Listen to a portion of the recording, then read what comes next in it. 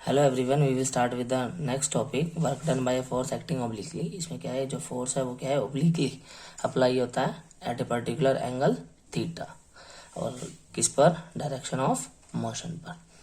अब इसमें क्या है कि एक चाइल्ड है, वो क्या कर रहा है, एक टॉय कार को पुल कर रहा है with the help of rope. इस केस में क्या है, फोर्स ओब्लिकली लग रहा है। इसी केस को हम पढ़ेंगे। अब इसी के बेस क्या है, डिफरेंट डिफरेंट, अब एंगल्स की वैल्यू क्या आएंगी, डिफरेंट डिफरेंट आएंगे। अब इसी के बेसिस पे हम क्या करते हैं, इसके टाइप्स करते हैं डिफरेंट।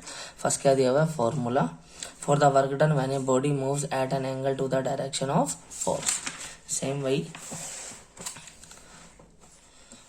कि initial position of the body, इस पे हम क्या कर रहे हैं, फोर्स अप्लाई कर रहे हैं ऑब्लिकली, और कितने हैं, एक पर्टिकुलर एंगल पे थीटा पर। आप क्या करते थे 8th क्लास तक, तो आप सीधा लिख देते थे direct angle A, angle B. अब क्या है, आपको इसी एंगल को रिप्रेजेंट करना पड़ेगा थीटा के साइन से, सिंबल से। अब इसके ऊपर हम फोर्स अप्लाई करेंगे। फोर्स तो ऑब्लिकली लग रहा है, लेकिन ऑब्जेक्ट क्या है, फॉरवर्ड डायरेक्शन में मूव होगा। तो डायरेक्शन ऑफ मोशन और डायरेक्शन ऑफ फोर्स के बीच में जो एंगल होगा उसको हम क्या कहेंगे, थीटा कहेंगे। और अब हमें क्या लेना पड़ेगा, जो हमारा फॉर्मूला रहेगा वो क्या रहेगा, W is equal to F जो फोर्स है, कोस थीटा इंटू एस।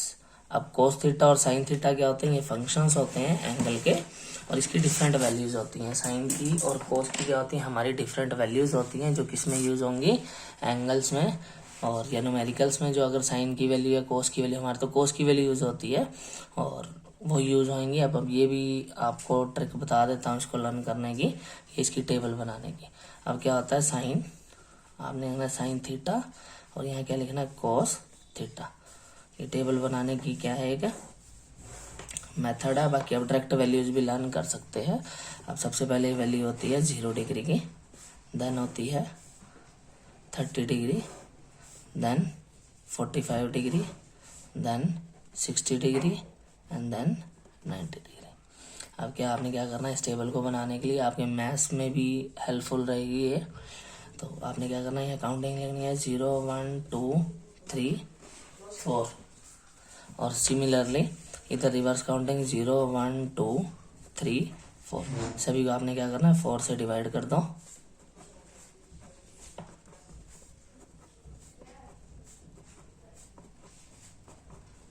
और सभी का आपने क्या कर देना, रूट कर देना।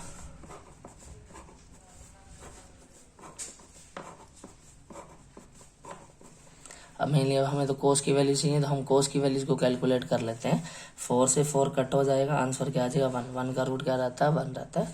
ये कोस 30 डिग्री की वैल्यू क्या रहेगी, √3/2, और कोस 45 की वैल्यू क्या रहेगी, 1/√2, और कोस 60 की क्या रहेगी, 1/2, और कोस 90 क्या रहेगा, 0।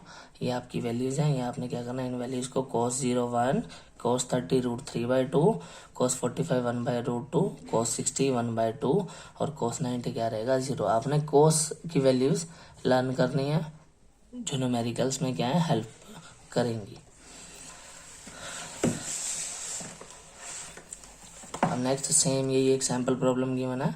अ child pulls a toy car through a distance of 10 meter on a smooth horizontal floor. The string held in child hand make an angle of 60 degree with horizontal surface. If the force applied by the child be 5 Newton, calculate the work done by the child in pulling the toy car. अब क्या है कि जो child है वो क्या कर रहा है, फोर्स अप्लाई कर रहा है, कितने डिग्री पे कर रहा है, 60 डिग्री पे, और किसके 60 डिग्री एंगल पर, डायरेक्शन ऑफ मोशन की। तो फोर्स हमें क्या गिवन है, यहाँ पे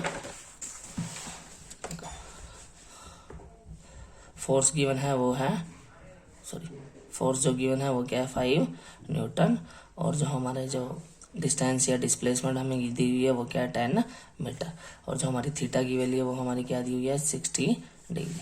हमें क्या कैलकुलेट करना है, वर्क। तो वर्क का फॉर्मूला क्या रहेगा, W is equal to F cos theta into S, और एफ की वैल्यू यहाँ क्या रहेगी, 5 न्यूटन, और कोस अब यहाँ थीटा कितने डिग्री का एंगल था, 60 डिग्री का, इनटू में एस क्या रहेगा, 10 मीटर। और जो अब हम चेक कर लेते हैं हमारी कोस 60 की वैल्यू। देखो कोस 60 हमारा क्या होता है, 1/2, कोस 60 क्या वैल्यू रहती है हमारी 1/2, तो हम यहाँ पुट कर देंगे। हमारा जो cos 60 है वो किसके इक्वल है 1/2 के। तो यहाँ आ जाएगा मेरा 5 × 10 50 मल्टीप्लाई 1/2 और ये मेरा क्या आ जाएगा 25। और वर्क को किस में लेते हैं हम जूल में। आपने क्या करना वर्क के जितने भी न्यूमेरिकल्स हैं आपने इसको ट्राई करना। नेक्स्ट अगर हमारा आ जाता है, नेक्स्ट टॉपिक हमारा है इसके बाद work done when the force act at a right angle to the direction of motion. अब यहाँ पे क्या है force right angle means 90 degree का एंगल बनाता है किसके डायरेक्शन ऑफ मोशन में। तो उस केस में हमारे थीटा की वैल्यू क्या रहेगी 90 डिग्री। थीटा की वैल्यू क्या रहेगी 90 डिग्री। तो इस केस में क्या है W is equal to F cos theta into S. F और कोस क्या बन जाएगा 90 डिग्री इंटू में एस। और हमारा जो कोस 90 डिग्री का होता है वो क्या रहता है 0। अब कोस 90 0 है तो हमारी जो पूरी इक्वेशन है वो क्या रह जाएगी 0। तो इससे हमें क्या पता लगता है कि जब हमारा जो फोर्स है वो राइट एंगल होता है किसके डायरेक्शन ऑफ मोशन के, तो उस टाइम पे हमारा वर्क क्या रहता है 0 रहता है। सेम हमारा जो नेक्स्ट केस आएगा इसी के base work done when a force act opposite to the direction of motion. अब फोर्स क्या लग रहा है अपोजिट डायरेक्शन में लग रहा है मोशन के। इसमें जो वैल्यू रहेगी कोस की वो क्या रहेगी 180 डिग्री। कितने डिग्री का एंगल बनाएगा 180 डिग्री का। तो इस केस में सेम हमारा क्या रहेगा W is equal to F cos theta into S. अब W is equal to F और कोस कितना डिग्री था 180 डिग्री इंटू में एस। अब आपको एक और लर्न करनी है। पहले तो हमने 90 तक वैल्यूज लर्न की थी, आपको एक और लर्न करने की नीड पड़ेगी कोस 180 डिग्री और वो क्या होता है -1। क्या होता है -1। तो इसमें पुट करेंगे हमारा क्या आ जाएगा W is equal to -f into S.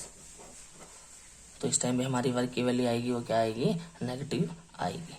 और इसी को ही हम बोलते हैं नेगेटिव वर्क। और जब राइट एंगल पे जो फोर्स लगता है डायरेक्शन ऑफ मोशन पे उस टाइम पे वर्क की वैल्यू 0 होती है, इसको हम बोलते हैं 0 वर्क। और जब क्या होता है डायरेक्शन ऑफ मोशन और फोर्स दोनों की जो डायरेक्शन सेम रहती है उसको हम बोलते हैं पॉजिटिव वर्क। यही हमारे टाइप्स हैं पॉजिटिव वर्क, नेगेटिव वर्क और 0 वर्क। आपने इन तीनों को रीड करना है, तीनों इसी पे बेस्ड है।